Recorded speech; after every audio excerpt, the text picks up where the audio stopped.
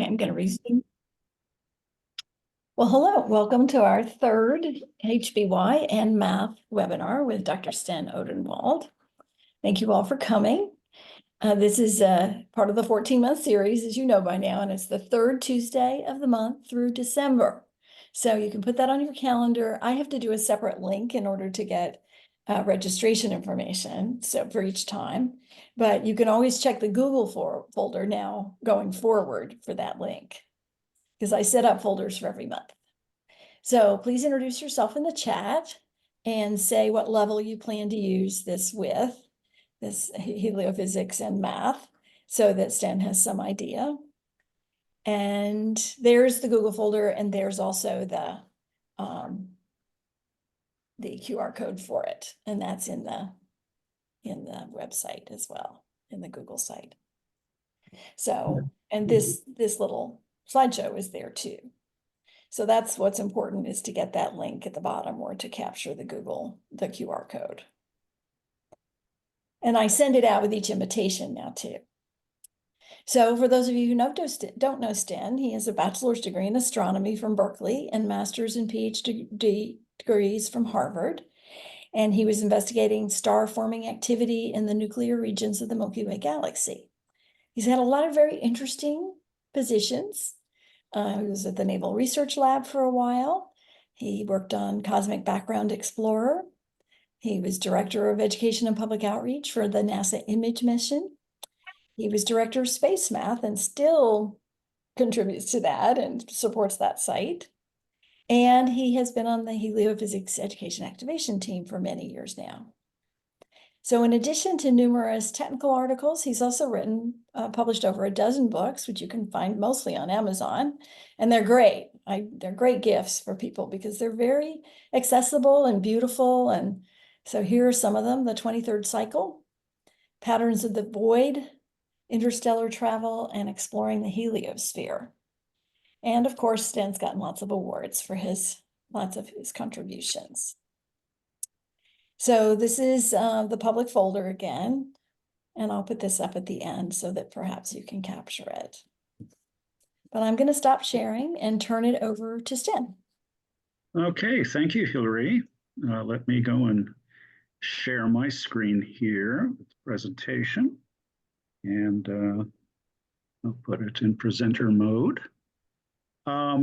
Well, the Heliophysics Big Year is a sort of 14-month themed celebration of the sun and everything that the sun touches, which includes you and me and plants and animals and planets and everything else in between. The general idea is, well, heliophysics is sort of the study of the sun from the core all the way out to interstellar space. And the various phenomena that it produces. Most of them are very benign, and they're lovely to watch, but others are a bit troublesome. And we call those types of phenomena the space weather portion of the heliophysics and heliosphere. So the idea is that NASA is sort of very big involved with education and outreach. And so we put together this 14-month program. It's informal. Each month has its own particular theme.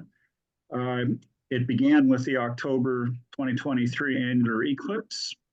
We're celebrating this April a total solar eclipse, also in the continental United States. And next December, we will have the very close encounter of the Parker Solar Probe with the sun itself. So this 14-month period sort of spans an interesting collection of phenomena that are brought to you by heliophysics. The themes are 2023. We've already gone through the ones for 2023. 2024, the theme this month is The Sun Touches Everything. But as you can see, we've got some interesting themes coming up in the near future. This February, next month, we have fashion. I'm having a lot of fun with that as a theme in heliophysics. And you'll have to join me, I guess, 4 weeks from tonight to see exactly what my take on fashion and heliophysics is. NASA tends to focus its outreach and actually its research around three fairly big questions. In heliophysics, there are similar questions in astrophysics, planetary science, and earth science. But for heliophysics, we're curious about what causes the sun to change. How does the Earth and everything out to interplanetary space respond to these changes? And of course, what are the impacts of these changes on humanity? That is space weather, solar storms, flares, raining cats and dogs, a variety of phenomena. Well, the cats and dogs part is not verified yet, so that's an optional phenomenon. We have created what's called a heliophysics framework for education. This is basically taking the three big questions in heliophysics, granularizing them a little bit. Some people hate that word, but I still find it kind of a useful idea. And connecting up those sub-questions with national education standards in space science. So that's sort of what we're doing here. In this particular case, I'm focused on mathematics outreach because that's sort of what I do as my education thing. And so the theme this month is the sun touches everything. And, it doesn't take a rocket scientist to sort of give you a sense that the sun really is important. And it has been important to us throughout human history and even beyond. Of course, obviously, without the sun, you wouldn't have organic life on this planet because it provides light and heat and energy to the biosphere. Also, our ancestors going back tens of thousands of years, well, at least until the end of the last ice age, which was, 12,000 years ago, we began to transition from being a hunter-gatherer species to a more settled agrarian species. So all of a sudden we had to worry a lot more about planting crops, when to do that. And that's all regulated by the amount of sunlight that you get during the year and the seasonal changes. So they were very clever. They built various monuments and mnemonic devices to remind them, oh, okay, the sun is in this position on the horizon. That's the start of spring. And if we're really clever, we'll start putting our seeds into the ground. This is especially important in the very northern latitudes where they have such a very, very small and short growing season. So you really have to get right on the ball immediately so that you have enough time for your crops to grow to maturity so you can harvest them. So we got really busy with understanding the sun and its various regularities and behaviors and timings. And so the way that this feeds back into the education standards is, well, there's a set of national science standards, and basically the sun is the primary source of light in the solar system, okay? And energy from the sun is created in the core, travels outward through the sun and into the heliosphere. So basically what I'm going to be covering tonight is sort of the mathematics behind a couple of, well, actually three interesting issues that relate to sunlight. I mean, sunlight certainly touches everything. And if you look at, typical earth science textbooks, as far as earth science is concerned, the only thing that the sun produces that is of value to us is its light and heat. So we're going to actually focus on that, since that's sort of the common denominator that teachers have to work with when they're covering the subject of the sun anyway. First of all, there's this interesting thing about light. You can characterize it by how much of it there is, and also by its intensity. How much of it is, if you look at this analogy that I have here of a sprinkler, a nozzle on a water hose, sunlight power, the amount of energy that it carries, is kind of like the flow out of the water particles from from the nozzle of a hose. It's the total bulk of gallons that's coming out of that hose every second. The intensity, however, of that water changes as you get farther and farther away from the nozzle. The water fans out. There's less of it per square foot as you get farther and farther away. Even though you're pumping out the same number of gallons, at the head of the hose at the nozzle, those gallons are fanning out in space and covering a wider and wider area. So the amount of water that you get per square foot goes down very drastically the farther away you are from the nozzle. Sunlight works exactly the same way. You buy light bulbs according to their wattage. Wattage is power. It's energy divided by time. A 100-watt bulb is a lot brighter than a 1-watt bulb in a flashlight. And a 10,000-watt bulb in a searchlight is a whole lot brighter than a 100-watt bulb that you have in your reading lamp. So the wattage of bulbs is something that we're all familiar with. We're also familiar with, the intensity of these bulbs. As you stand farther and farther away from your 100-watt reading lamp, things get dimmer and dimmer to the point where you can no longer read, text on a newspaper. So in order to get the best performance, you want to be in a region where the intensity of the light is the highest. So you basically crowd closer to the 100-watt bulb in order to do your reading. Well, for the sun, it's exactly the same way. The sun produces radiant energy. We can quantify how much radiant energy it's producing. But by the time that radiant energy makes its way out to the orbit of the Earth, it's fanned out over a spherical volume of space that has a surface that's at 150 million kilometers from the center of the sun. So the intensity of sunlight goes down very dramatically. In fact, it goes down as the inverse square of the distance. So you double the distance and the intensity is a fourth as great, and so forth. You go out to 3 or 4 times the distance and it's 9 or 16 times less bright.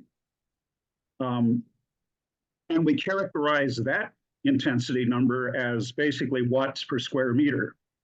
Now, the next image here is kind of an analogy. I mean, think of the number of arrows coming out of a source as being the power of that source.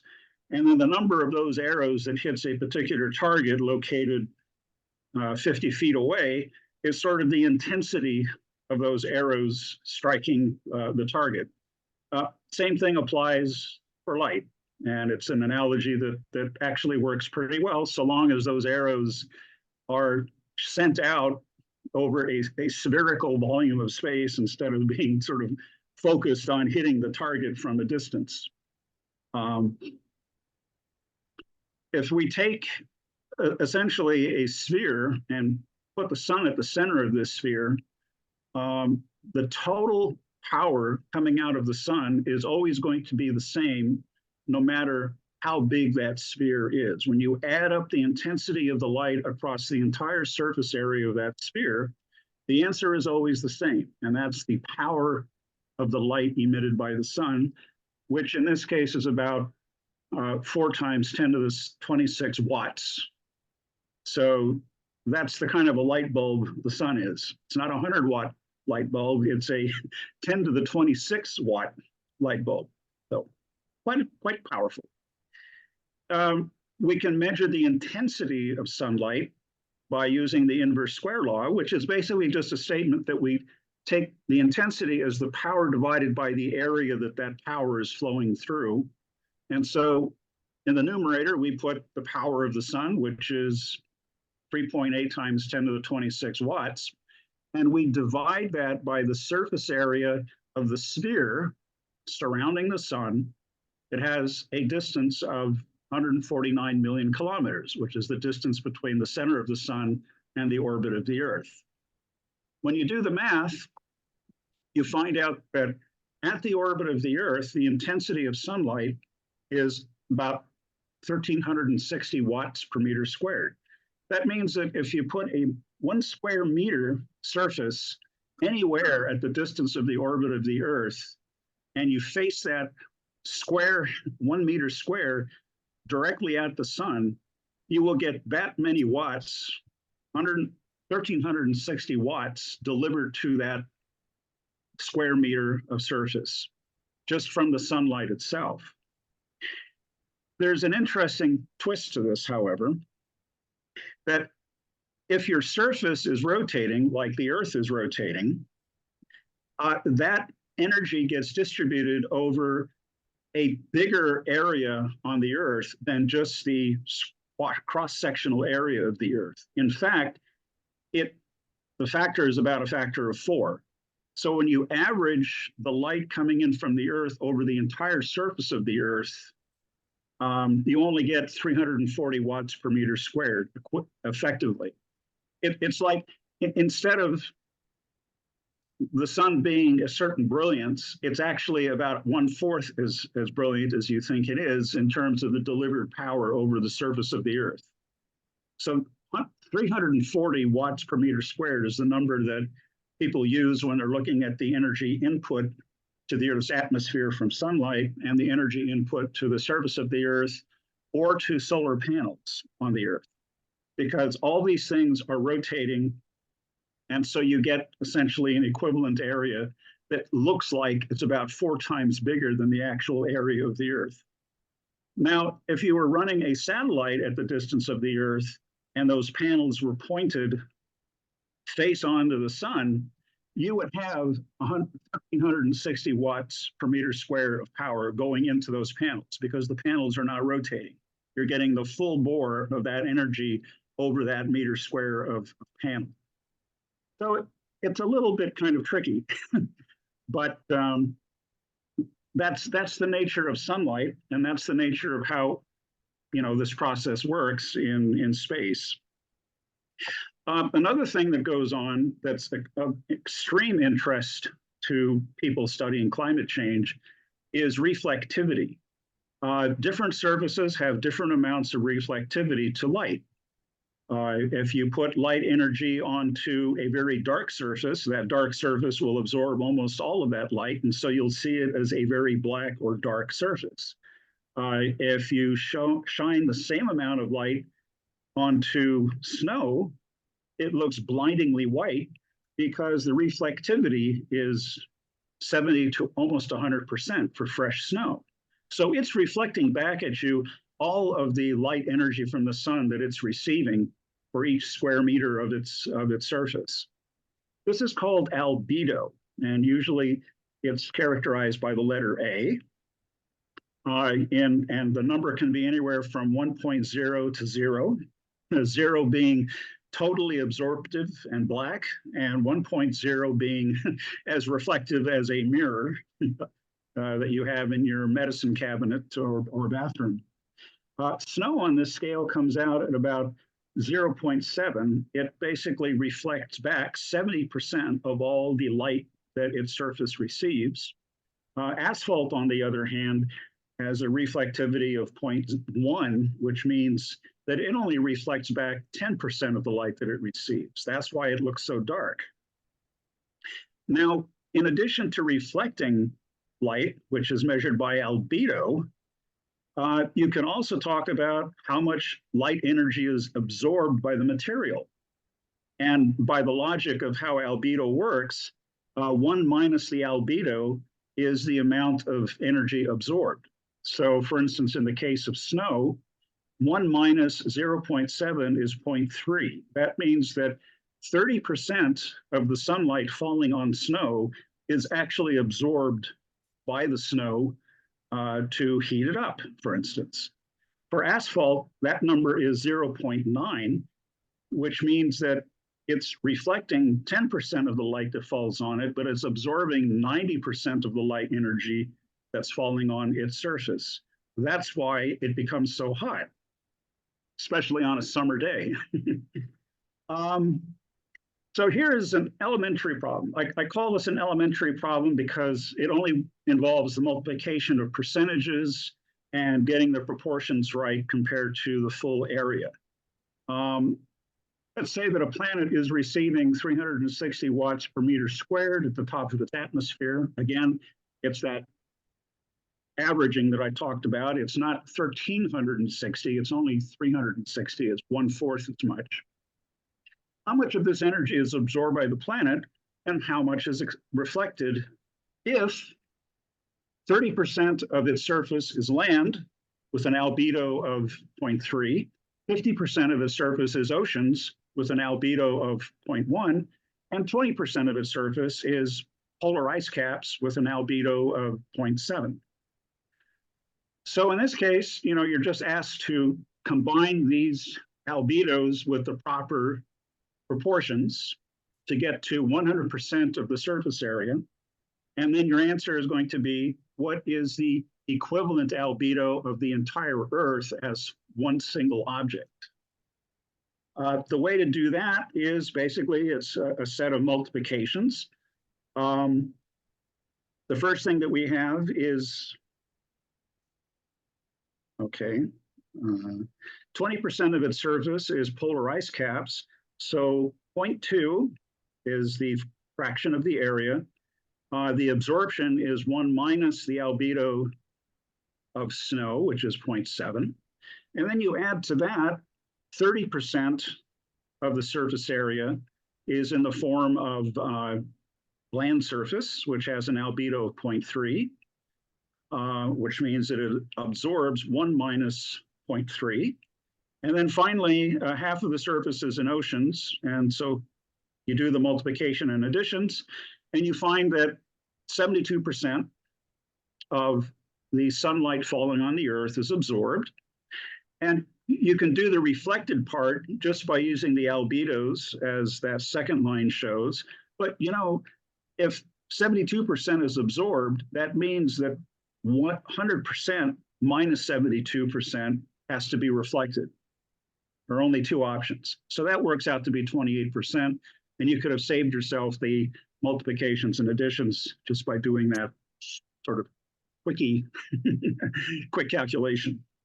Of course, in this simple thing, we haven't included the reflectivity of the atmosphere and the clouds, and those turn out to be huge factors in climate change because those vary. The atmospheric reflectivity of the Earth varies with wavelength, and the reflectivity of clouds, that changes with the seasons in each of the hemispheres. So working out climate change physics is a real challenge to get sort of the details right. But this is the basics for how this all works. Once you have the albedos worked out, then you can work out what that translates into in terms of heating and cooling of the Earth and how that affects ultimately how that affects the temperature. At the intermediate level of sort of math, thinking about all of this, and how sunlight behaves, we can think in terms of the latitude effect. And this is all about how a surface that's attached to the surface of the Earth tilts as you go higher and higher up in latitude. And this sort of diagram gives you a sense for how sunlight is coming from the left and going onto the Earth, but because the Earth's surface is curved, that same sunlight, 1 meter squared coming in, gets spread out over larger and larger areas as you go to higher latitudes.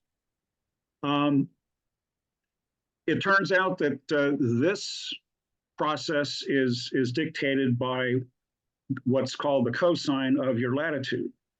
And this example shows that the intensity of sunlight falling onto the surface is at 360 watts per meter squared times the cosine of the latitude of that surface that's flush with the surface of the Earth. And so for a latitude of 45 degrees, you work out the math and you get about 250 watts per meter squared. So the sunlight strikes directly at this equatorial region at latitudes of 0, and you get the full bore 360 watts per meter squared at the equatorial latitudes. But by the time you get up to a latitude of 45 degrees, either north or south, uh, that 360 watts per meter squared has decreased to only 250. And by the time you get up to the polar latitudes, that number goes down below 100 watts per meter squared. So the sunlight striking the surface of polar regions is just manifestly not going to heat up those polar regions, very much at all. And that's why polar regions on planets that are tilted the way the Earth is tend to be very cold climates in general. We can look at a combination of the latitude effect and the seasonal effect. Seasonal effects have to do with basically how high above the horizon the sun gets. And the higher above the horizon it gets, the more of its sunlight strikes the surface at a higher angle and gives you more heating. That's essentially why summer times are always warmer in the northern hemisphere than the winter times, simply because of the elevation of the sun above the horizon at the winter solstice, which is at its lowest elevation at noon, and the summer solstice, where it is at its highest elevation above the horizon at noon. These two effects also impact how many watts per meter squared any surface is going to experience as a result of not just the latitude change, but also the seasonal change. I think this has probably been mentioned many times, as you described why we have seasons on a planet with a tilted rotation axis. And that's essentially, this is a reiteration of that whole process. As you can see from this little figure here, latitude is running on the horizontal axis, and the average daily wattage per meter squared is on the vertical axis. And you can see at the summer solstice, June 21, for the same latitude, you can see that between the summer solstice and the winter solstice, it's a huge range in the amount of sunlight that reaches the surface, even at a fixed latitude. It's over 730 watts per meter squared different between summer and winter. And that's a huge effect. As you go down to other latitudes at the equator, the range becomes much less. At the equator, winter and summer solstice input is about the same at 0 latitude. And of course, when we're in the southern hemisphere during the northern winter solstice, it's actually summer down there. So things are out of phase by 1/2 of a year in seasons, basically, as you go between one hemisphere and the other. We can sort of use some of this information at the intermediate level. I mean, I've sort of introduced the idea of the latitude effect and sort of the seasonal effect.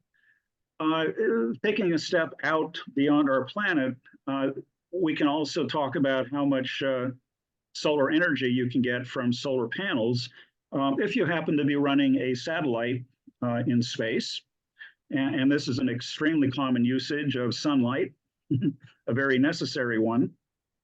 There are a number of things that go into designing a spacecraft power system using solar panels. First of all, the panels always have to be pointed at the sun. That is to say, the sunlight has to be falling almost perpendicularly on the surface of these panels. So they have to be face on to the direction of the sun all the time to get their maximum power. Efficiency is an important issue with solar panels. Earlier generations of panels were only about 6% efficient in converting sunlight into actual usable electricity.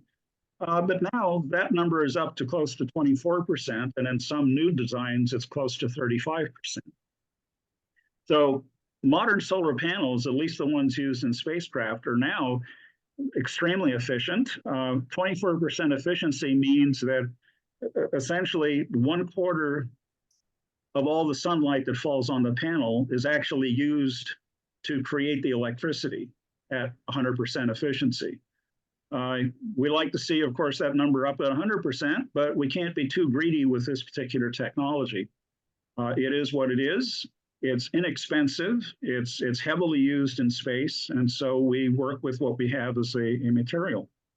The other thing that's important in spacecraft design is the location of the spacecraft in space. That is to say, how far from the sun it happens to be. Because as I showed you in the earlier slides, sunlight dims by basically the inverse square of the distance between the object and the sun. So as you double the distance, the sunlight intensity is 1/4 as much, which means that your solar panels are receiving 1/4 as much sunlight energy as they did at a closer distance. Also, in designing spacecraft power systems, you have to consider what is the maximum amount of power that you need to run the spacecraft. You also have to factor in what the minimum amount of power is to run the spacecraft. You always want to make sure that your solar panels are providing you at least the minimum amount of power. Otherwise, your spacecraft will basically turn off, which would be no fun. Here's a case in point, the Webb Space Telescope. It's located 150 million kilometers from the sun, about the same as the Earth's orbit. The power, the sunlight intensity that it receives is 1,400 watts per meter squared. I sort of rounded the previous figure a little bit, so it's good. The power that the Webb Space Telescope needs is 1,000 watts. You know, the entire spacecraft, all those wonderful pictures, is created with 1,000 watts of power, which is about 10 100-watt bulbs that you have in your house, all turned on. The efficiency of these panels, the best that they were able to get under the circumstances that was spacecraft and flight tested, is about 10% efficient. That is, 100% of the sunlight falls on the panels, but only 10% is actually converted into electricity. What you can do with this 1,400 watts per meter squared figure, the efficiency number, and your required power is you could work out how many square meters of solar panel you need. First, you have to factor in the efficiency, and that basically is the first factor in this equation. It's 1 divided by 0.1 is the 10%. Next, it's the power that you need, which is 1,000 watts. And then you divide the whole shebang by the 1,400 watts per meter squared, which is what the sun is providing. And the answer is going to be in meters squared. And it turns out that's the area of the solar panels working at 10% efficiency to give you 1,000 watts under these illuminance conditions. So it works out to be 7 meters squared. And it turns out that that's exactly what the area, or very close to what the area of the Webb Space Telescope solar panels have to be. They're about 2.2 meters tall and 3.3 meters long, and the product of those two is very close to 7 meters squared.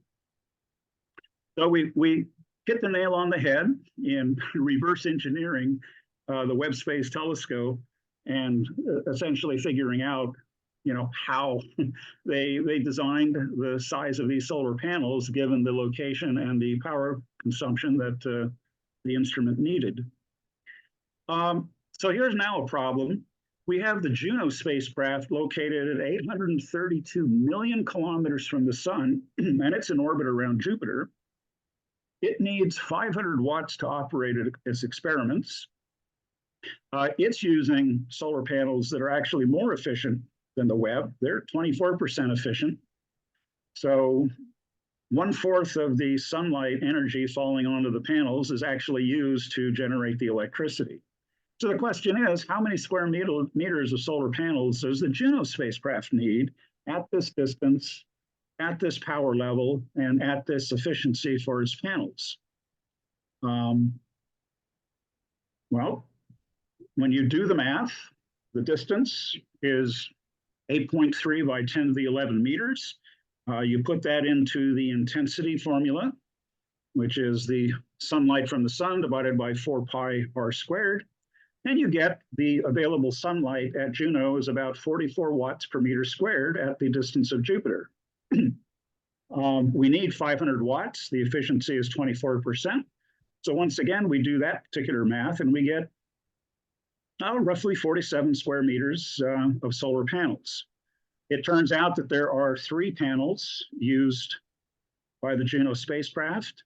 And so we can actually work out more or less what the size of each of these panels has to be to produce at a minimum the 500 watts. And it turns out that once again, the numbers that we get are very close to what the actual spacecraft dimensions are.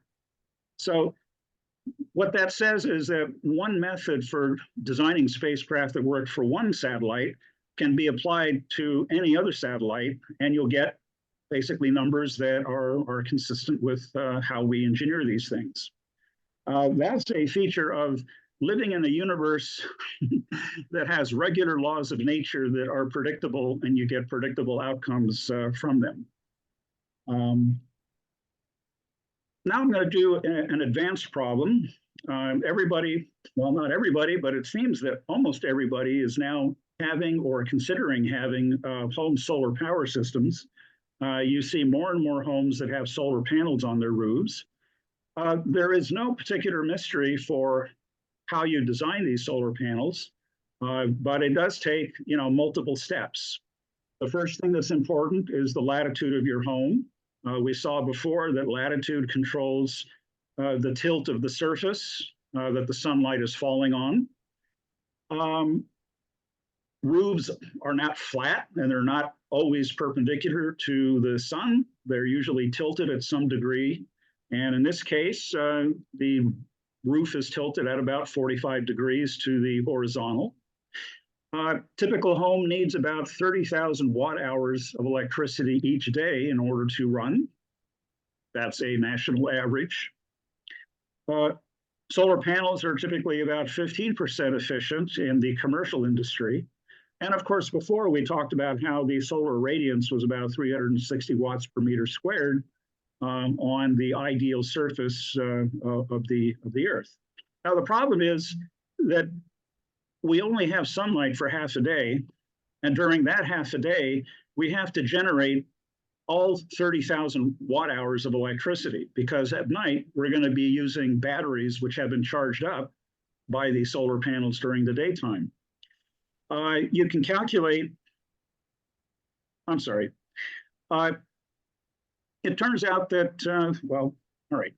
You can calculate from some of the geometry exactly what's going on here. It turns out that there are a number of important angles in this problem, and it helps to draw a little figure like this to keep these angles firmly in mind.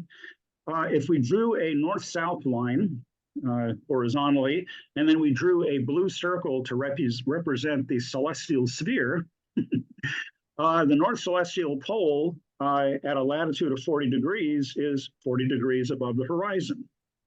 The celestial equator is 90 degrees away from that, and that's this other line off to the left-hand corner here. And the sun during the winter is about 23.5 degrees below the celestial equator. All right, so that's an important angle. And then, of course, we have the angle of the tilt of the roof, which we said was 45 degrees. So this is kind of a geometric diagram that reminds us of what the important angles are here. And now we're going to essentially take advantage of these things to calculate a few important things. We want to calculate the solar irradiance on the array that is tilted at this latitude. And at noon on the winter solstice, the sun is 23.5 degrees below the celestial equator. If you work out the angles here, we want that angle represented by that black arrow. I couldn't draw the black arrow as a curve, which is the proper angle thing, so we'll just do it as a straight line. But basically, it's 180 degrees minus 23.5 degrees for the location of the winter sun. Then 90 degrees, because we're going from the celestial equator to the celestial North Pole, and then subtract another 40 degrees because we're at a latitude of 40 degrees. So the net result is that the sun is at an angle of 26.5 degrees above the horizon as viewed from this location. Okay. Now, the thing is that the roof is tilted northwards. It's sort of tilted backwards on this diagram here at 45 degrees. And so that means that the perpendicular axis that's coming off the face of this thing, we would prefer to have the sunlight coming down along that perpendicular axis, because that means that the array on the roof is being fully illuminated by the sun shining directly on it. But we just worked out that the sun is actually canted downwards from this. And in fact, if you work out the angle again, it's about minus 18.5 degrees. So it's tilted 18.5 degrees down from being the perpendicular. And that's where you're going to see the sunlight coming in. If you work out how much that sunlight corresponds to on that array tilted at 45 degrees, on the roof, it works out to be about 340 watts per meter squared. So that's what's actually falling on the array. And this diagram here and this sort of discussion kind of gives you a sense for just how complicated it is to actually calculate, how much illumination is coming from the sun onto that array of solar panels on the roof of your house. And of course, if you tilted that array in different angles, you're going to get different amounts of sunlight falling onto the array. And in fact, there are some arrays that are being installed on roofs where you can actually tilt the array to keep up with the seasonal change in the elevation angle of the sun above the horizon. So basically during the winter when the sun is low, you're going to have this array tilted more towards the horizon. And in the summertime, when the sun is high, you're going to have it tilted more backwards, towards the north, so that the sun at a higher angle is now illuminating the face of that array more fully. It turns out there's another piece of this puzzle, and that is how much time do you have to actually charge up the array before you lose your sunlight? And it turns out that this little diagram shows you essentially the location of the sun above the southern horizon for different months, different seasons. We're down here in this blue area, which is the winter solstice. And basically, you work out that you only get about 6 hours of sunlight where the sun is high enough above the horizon for it to be effective in charging up your array. So you only have 6 hours to gather 30,000 watt hours of electricity. And so if you do that particular math, it turns out that you need 30,000 watt hours of energy. So X watts times 6 hours has to equal 30,000 watt hours. So that means X is 5,000 watts. That means your solar panels have to deliver 5,000 watts of electricity for 6 hours during the daytime, so that you have a total of 30,000 watt hours of electricity for the entire 24-hour period. And then it repeats over again the next day. If you do this particular math, we need 5,000 watts. The arrays have an efficiency of 15%. The sun, through this complicated geometry and angle thing that we did, is providing 341 watts per meter squared of electricity. So if you do that particular math, it turns out you need about 98 square meters of solar panels on that particular house in order to generate the wattage that you need to run the house. And that works out to be about 15 meters by roughly 7 meters, which is very close to sort of the dimensions that you see for some of these houses. It's going to be more or less depending on where you are relative to the average of 30,000 watt hours of electricity. But it kind of gives you a sense for, how this calculation proceeds. Of course, all of this is done on an iPad that the engineer brings over to your house, and he sits there and keys in some information about the tilt of your house, the way that your house roof is facing south, And he has these complicated formulae that tell him how much sunlight you'll get on average every day of the year.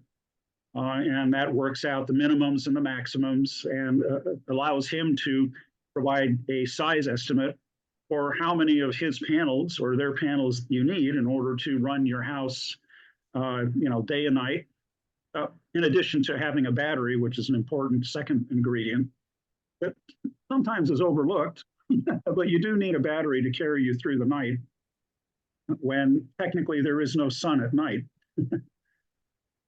So anyway, that's my little presentation about how the sun touches everything, and at least for solar panel calculations, how maybe you don't want to see how the sausage is made, but it does provide some interesting math tangents and some interesting geometry and angle calculations that probably would supplement things that you're doing anyway. But now it's all tied to the very practical real world experience of building a solar powered house that's fully green and works throughout the entire year to give you a comfortable level of energy to run your house. Next time, February, we're going to talk about fashion, color, and light. Fashion is the theme that's been selected for February in the Heliophysics Big Year. And we're going to talk about color, why there is color, color filters, how they work. And I'm also going to throw in a little bit about sunblock because some fashions with minimal cloth provide a hazard for skin cancer and getting too much UV. So you probably should use sunblock for some types of fashions. But we'll talk about all that next time. And so if you have any questions, put them in the chat and let's have some fun.